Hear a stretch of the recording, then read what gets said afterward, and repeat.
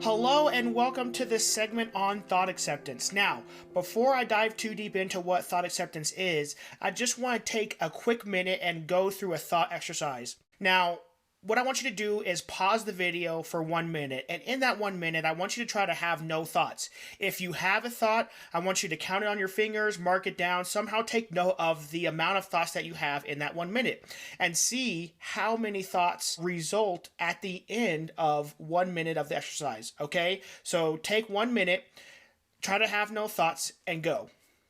So, if you were successful at having no thoughts at all for that 1 minute, I want to applaud you for having an absolutely blank slate of a mind. However, for most folks, as they go through this activity, it is impossible to have any thoughts, even impossible to not have at least one thought. That's because our minds are thought machines, okay? And they produce thousands upon thousands of thoughts a day. Unfortunately, a lot of those thoughts can come in at the most inopportune times and be completely distracting, taking away our attention and focus from what's going on in the present moment. That said, thought acceptance is essentially the concept of noticing your thoughts and simply acknowledging them without judging them as either good or bad, or even engaging in trying to fight these thoughts. Thought acceptance is a technique that allows your thoughts and feelings to just be without resorting to being overly reactive to what those thoughts and feelings are. Lastly, it's the process of practicing non-judgmental awareness of your internal and external environment and recognizing essentially what is outside of your control. Accepting that and letting go of the natural struggle to fight your thoughts or your feelings allows you the ability to make decisions more based on what is within your control, which is your actions. So, that being said, why is thought acceptance so important? Well, first and foremost, it allows for cognitive diffusion or cognitive distancing from thoughts, and these thoughts being unproductive, unhealthy, and distracting in nature. It also eliminates the potential for catastrophic thinking that happens when we cognitively fuse with these thoughts, i.e., we're placing judgment on them as good or bad, and we're trying to fight these thoughts.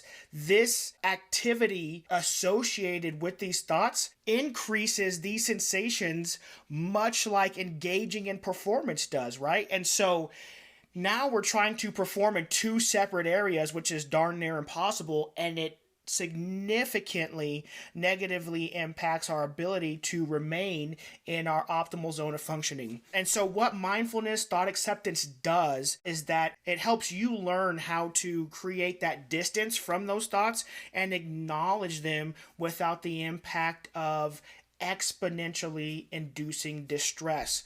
What thought acceptance also does is that it allows you to fully engage in the present moment experience. So again, here's where we're getting after that idea of full engagement. Full engagement, again, is where you find your ready and resilient state. You're ready to respond accordingly because throughout that cycle of performance, you're fully engaging in each aspect of the cycle as it deserves to be engaged. Simply put, our minds have this natural tendency to process and accept and handle everything that we do experience. However, we often put up mental barriers within that processing, such as denial, avoidance, escape, and such like that, to not have to face those undesirable thoughts, feelings, or emotions, okay? So this is why thought acceptance is so important. Now, how do we begin to implement thought acceptance? Well, one of the first really effective ways to engage in thought acceptance is to apply the very useful and effective concept of gratitude. And essentially what this is us thanking our brains for what they are naturally hardwired to do, which is create thoughts. Sometimes, or even oftentimes in the past, these thoughts were meant to help protect us. Well, as time has gone by, these thoughts that we think are protecting us are now becoming a performance diminisher, as they are engaging these very same sensations that are engaged through performance, okay? And so now we're tapping into that sympathetic nervous system response without actually performing. This is where we start to use up those energy storages prior to performance, and now we're muscling through performance because we already are highly activated in these sensations right here. So what gratitude does is it allows us to thank our brains for what they're doing instead of fighting ourselves. And thanking our brain rather than fighting it basically immediately changes our perspective. And here are some of the benefits of gratitude. One, it changes the neural structure of the brain. This makes us feel happier and more content consistently. Secondly, it helps to release toxic emotions. This is getting after the appropriate activation of our limbic system and the more productive parts of our brain. So now we're balancing that activation of the limbic system with the additional activation of our prefrontal cortex, so we can be a lot more objective to what's going on. And we have less overactivation of our limbic system. It also improves quality of sleep. So here's another concept that helps improve quality of sleep. This is so important because as we are in that recovery cycle, or that recovery phase of the cycle of performance, sleep is one of the most important tools we can fully engage in that allows us to appropriately process past events so that we can move forward into that preparation phase and fully maximize the effectiveness of those phases as we prepare to perform. It also aids in stress self-regulation, and this is done through allowing us to deal with present circumstances with more awareness and a broader perspective. So when we're not caught up in fighting thoughts or judging them, we can have a more broader objective perspective to what's going on and more awareness of how we're responding to that. Lastly, it enhances empathy, improves relationships, fosters resilience, and reduces anxiety.